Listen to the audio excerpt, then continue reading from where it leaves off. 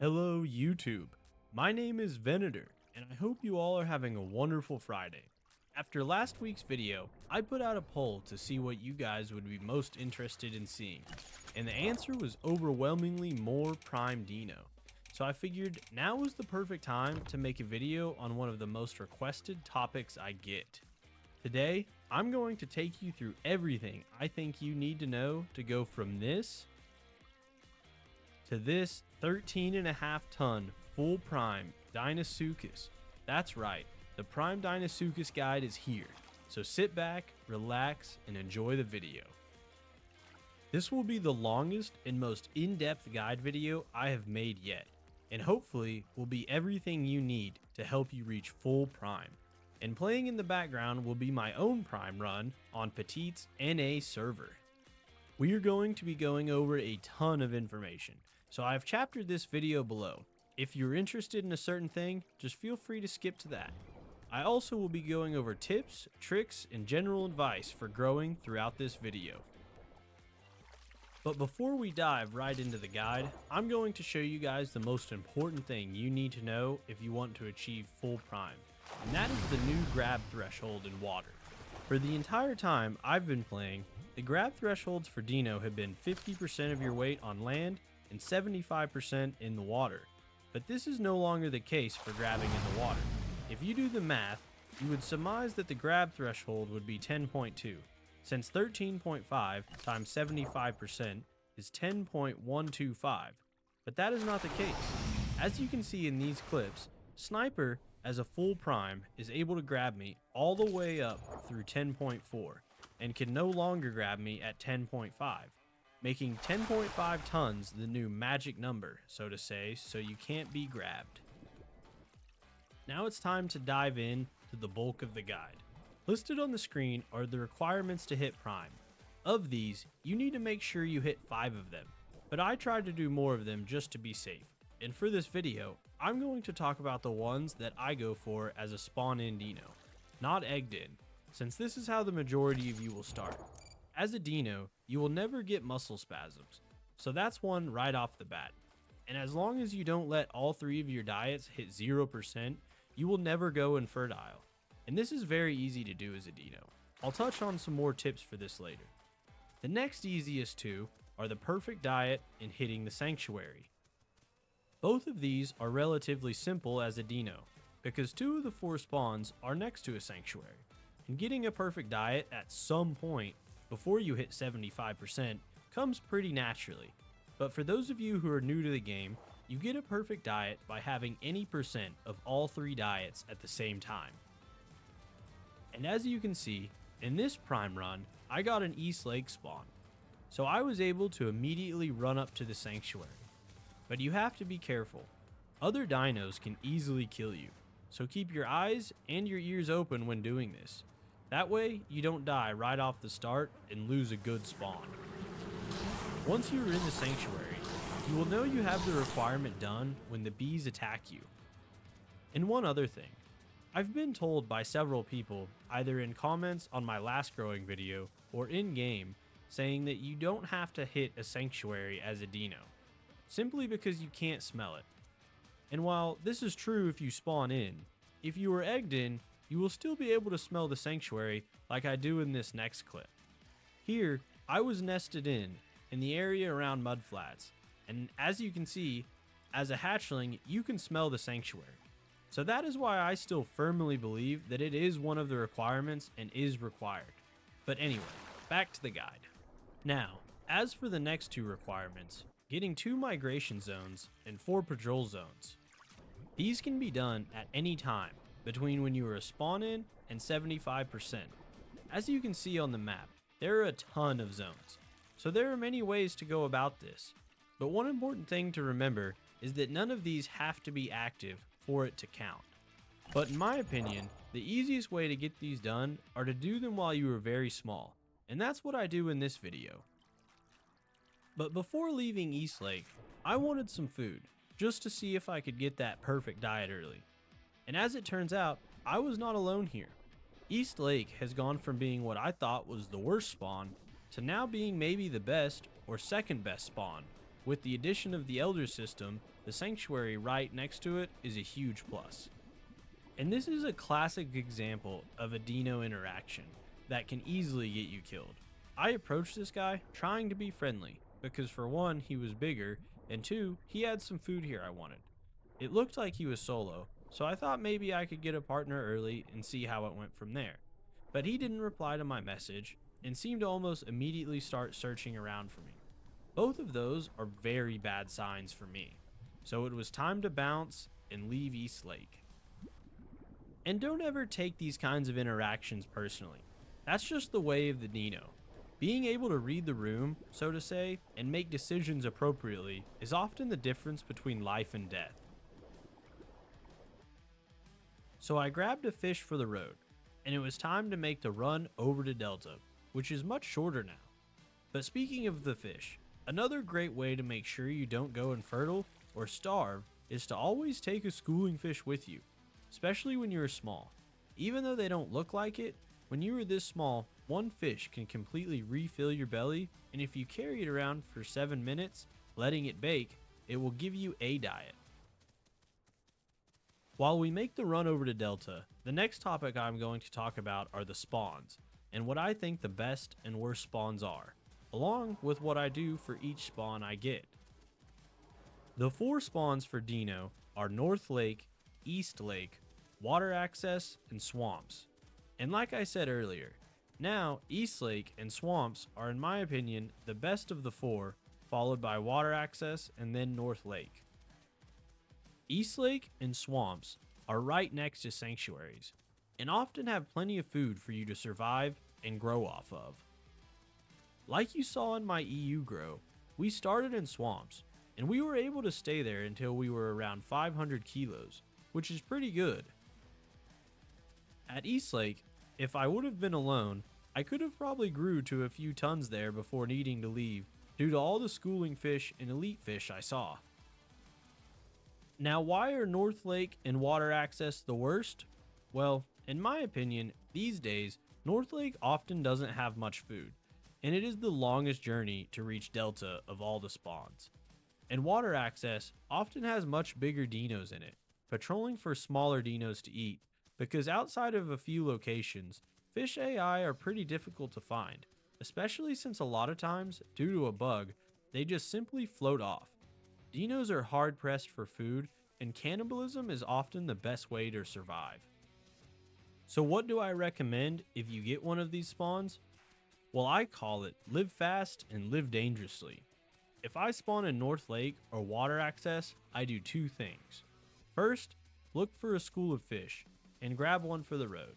If there are none, immediately move to step 2, which is move as fast as you can from the spawn down through Delta all the way to the sanctuary and Swamps. Going through Delta is key to getting Prime, and really you only have to do it once if you want, but I typically go up and then back down just to be safe, but I'll touch on that more in a bit. And to be completely honest, even if you get an East Lake spawn, I still would probably go to Delta as soon as possible, like I'm doing here, because I like to get the most dangerous parts of getting Prime done as quickly as possible. That way, I can play as safe and as cautiously as I want once I'm over the 1 to 2 ton range. Because once you hit that weight, well, all you really are is a snack for a bigger dino. So if you live fast and dangerous early, you can get most of your Prime requirements done without risking too much time. If you die, then you didn't lose much compared to if you got halfway to adult then started trying to get all the MZs and PZs just to get grabbed. And this is what I mean. In my grow here, I wanted to get down to Delta fast, so I did some cliff diving. Although, I do not recommend this. I 100% thought that I was dead there. But hey, that is one of the biggest things about growing a dino a lot of people can't accept. And that is just sometimes it just all comes down to dumb luck. Whether it's jumping off a cliff like I just did, or just running into a bigger dino coming around a turn where you weren't expecting one. While I continue on my way down to and make our way through Delta, we are going to move on to our next subject to talk about, and that is mutations. The first mutation I always take is efficient digestion, as you saw at the very beginning of this video. Now, some people will argue that this is a bad strategy, and that you lose out on some of the early growing opportunities. And while that is technically true, what a lot of people don't understand is that now that the grab threshold is 10.5 tons, there isn't really a reason to race to 6 tons anymore, and once you hit 8 tons, it will take you 12 hours regardless to hit full prime. So saving an hour, maybe, and I stress maybe 2 hours if you are over 200% growth rate the whole time, well, it really isn't that impactful in the grand scheme of things. And I can't tell you how many times having slower hunger drain has saved my skin. It is also instrumental in helping you survive in general. If you aren't having to move around the map as much, searching for food simply to survive, it makes it a lot less likely that you run into another dino, and lets you carefully and cautiously move around the map, often being able to grow in safety for a while after a big meal. As for your second mutation, in my opinion, there are two clear choices, either saltwater or hypermetabolic. Like you saw in my EU grow, saltwater allows you to traverse all over the map, and is definitely very useful if you want to absolutely avoid delta, but it is not required at all. In this grow, I took hypermetabolic, and I got prime without going through the ocean or over to South Plains or the mudflat area. And it's not that hypermetabolic is useful now, but rather for once you hit prime. It lets me take swim speed and healing, which are what I believe to be the next most important, especially swim speed. A lot of people take swim speed first, and I think this is a bit of a fallacy for two reasons. The first is what I talked about earlier for taking hunger. And the second reason is that even with swim speed, every dino bigger than you, especially ones that are large enough that they can grab you, are faster than you in the water. And like I said, for your third and fourth mutations, I would definitely take swim speed, and then hypermetabolic if you took saltwater, or cellular for better health regeneration if you took hyper in slot 2. Now that we have covered the requirements for prime, spawns, and mutations, the second half of this video, we're going to talk about growing strategy, tips and tricks, and important things you need to know that have changed in the new update. And one of the biggest changes I wanted to talk about first is the vision. If you haven't noticed already, your vision as a small dino is horrible. You cannot see very far at all, and it only gets better as you grow. So this means every bigger dino than you is not only going to be faster, but can also see better than you too. Because of this, if I'm growing solo, my personal go-to strategy is what I was talking about earlier. Live fast and live dangerously.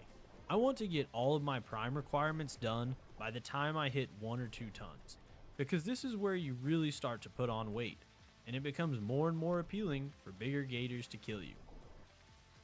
I also don't try to make friends or stay around other gators. Like right there, I just came face to face with another small gator, and while he seemed chill and called out in chat, I wasn't risking it. There were other gators around talking as well, and that's just a recipe for disaster, especially now that I had made it all the way from East Lake and was nearing completion of my prime requirements. And if you remember from the beginning of the video, I talked about schooling fish.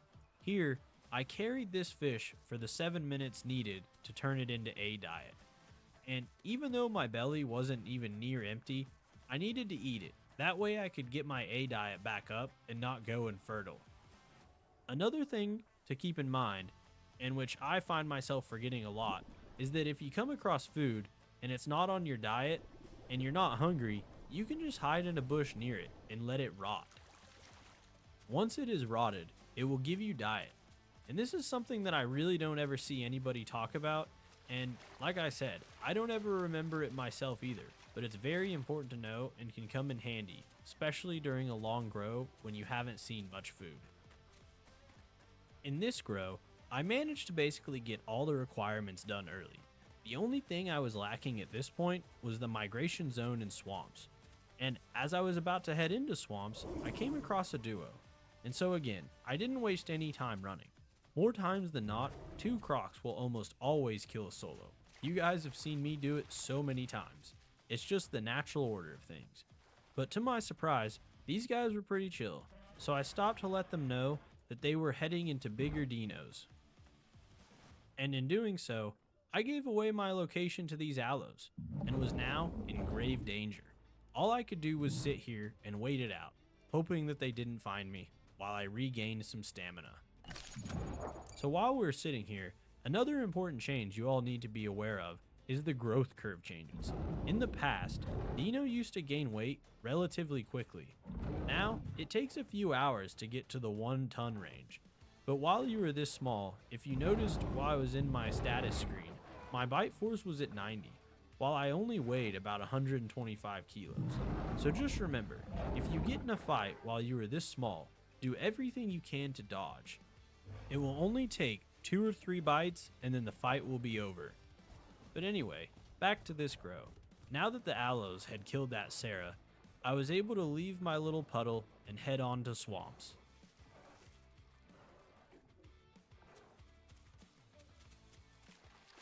Once I arrived at swamps, all I had to do was head to Center Swamps. There, as you have seen on Volnona, there is a migration zone. This was the last thing I needed. And funny enough, one of my friends had actually spawned in and was starting a grow.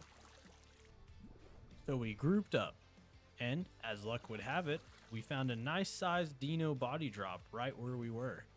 This would allow me to get my perfect diet and be my last prime requirement needed to achieve that nice prime status once I hit 8 tons. Then it was time to head back up through Delta to get the last of the PZs that I needed.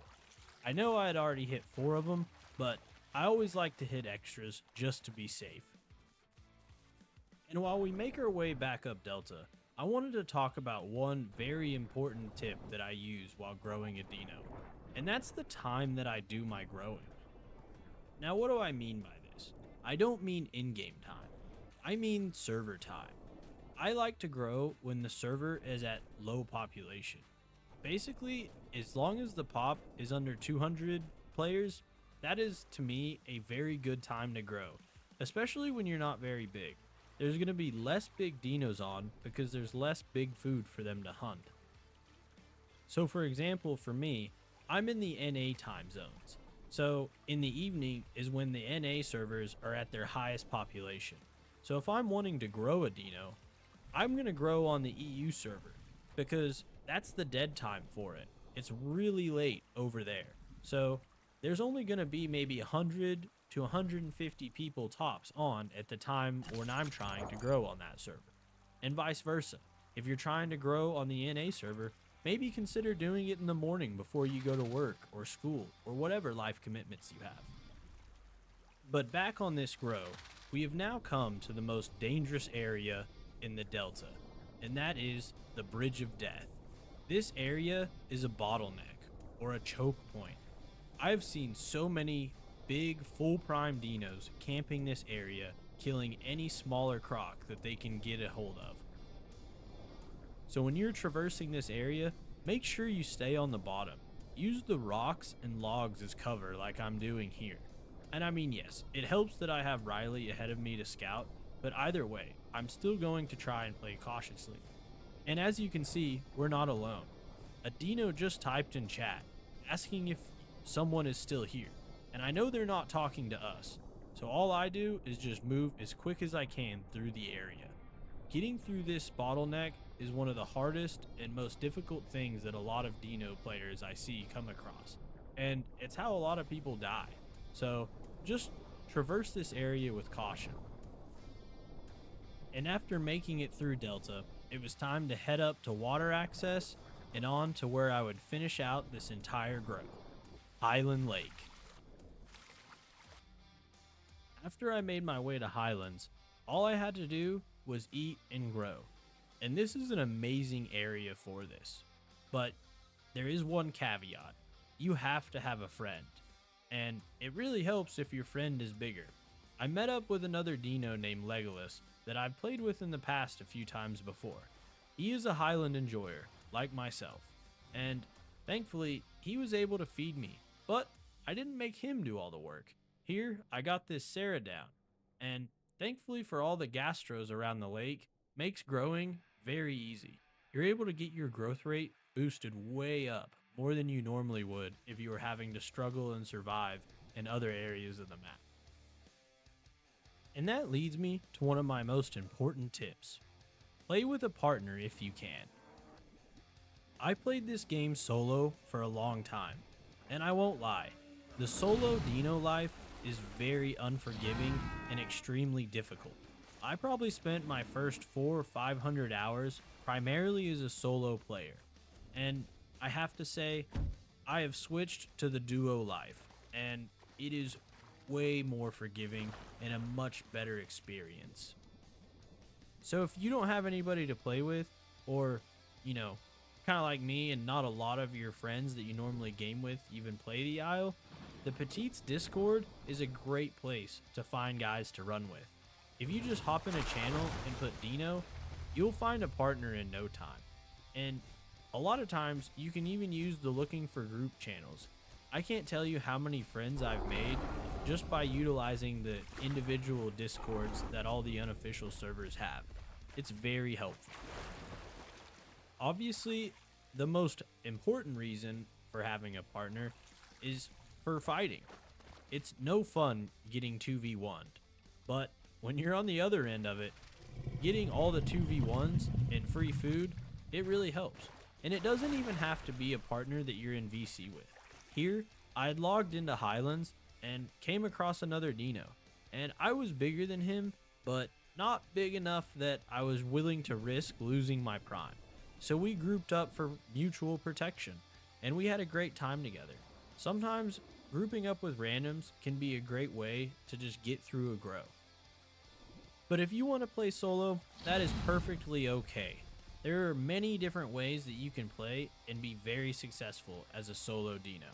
Like in my EU video, even though I had a partner, taking saltwater and going the ocean route is an awesome way to stay alive and have success as a Dino on your own. But if you are running solo, I would advise one thing. Once you hit Prime, do not go to Highlands, West Rail Pond, or the Bridge of Death in Delta until you are across that 10.5 ton threshold. Now, how might you do this? Well, one thing that is very helpful is that after you cross that 8-ton mark, your hunger, it goes down way slower. This is because your growth rate drops to 0 once you hit Prime. That means that the growth from 8 tons to 13.5 tons is going to take the same amount of time, regardless of how good your diet is. So really don't worry about your diet. Once you're over 8 tons and you've hit Prime, you need to play as safe as possible. And when I say safe, I mean you don't even want to come near other Dino hotspots, especially if it's on a high pop time. Now if it's low pop, sure, you're probably a little bit safer to wander around, but again, you're not going to find as much food. Even though your hunger drops really slow, you still have a big stomach, and it does take a lot to fill. So just keep that in mind. Once you get Prime, you really want to play safe because you're at the end of the race. Now, it's only a matter of time before you're not grabbable. Once you're across that 10.5 ton threshold, you're free to play as you like. And that brings me to another important change with this Elder system, and that's how the bite force works. Once you hit 13.5 tons, yes, you're at your max weight, but your bite force is actually lower than a Dino that's at, say, 11.5 or 12 tons. Their bite force could be upwards of 600 to 650 depending on if they have hypermetabolic or any of the other damage mutations. Now this doesn't mean that it's enough difference to basically win any fight with a 13.5 ton gator, but it's a big enough difference that if you have a partner, 2 11.5 ton dinos could easily take one 13.5 ton dino. As long as you can't get grabbed, that's the important thing to remember when you're trying to gauge someone for a fight. But that doesn't mean you always have to fight. Sometimes it's better to just run away and survive to fight another day, especially if you're as close to Prime as I am here. At 11 tons, I still probably wouldn't go try my luck with a 13.5 ton dino. And the last thing I'm going to talk about, and maybe one of the most important things to know from the new update, and as you've already seen in several of my videos, is the new super lunge. This lunge allows dinos to come out of the water at an incredible speed and reach a very far distance away from the water. I got this Prime Dibble, and he was with a whole pack of dibbles. He thought he was very safe, and taught him the lesson: don't even come near the water until this gets fixed. And to conclude this video, we're going to wrap things up with a little 2v2 action. Here, we had another pair trying to come into our lake in Highlands, and they were prime dinos, and they were very big. I foolhardily thought that I could possibly grab this guy. I just wanted to see, but I was not big enough. So they focused in on me, and I took some damage. So I backed off and let Riley, who was my partner at the time, and a full prime dino get in on the action, and he got a lot of good hits in. So this fight, even though I played it very poorly, and Riley definitely carried me here, I'm not afraid to say it, but still got in some good hits myself, and we were able to win this fight with ease. I hope you guys enjoyed my Prime Deinosuchus guide video, and I hope you learned something. If you guys found this helpful, please drop a like or comment below. And if you don't want to miss out on a video, consider hitting that subscribe button. It really helps me out, and I really do appreciate it. Thank you guys for watching. We'll see you all next time, and happy hunting.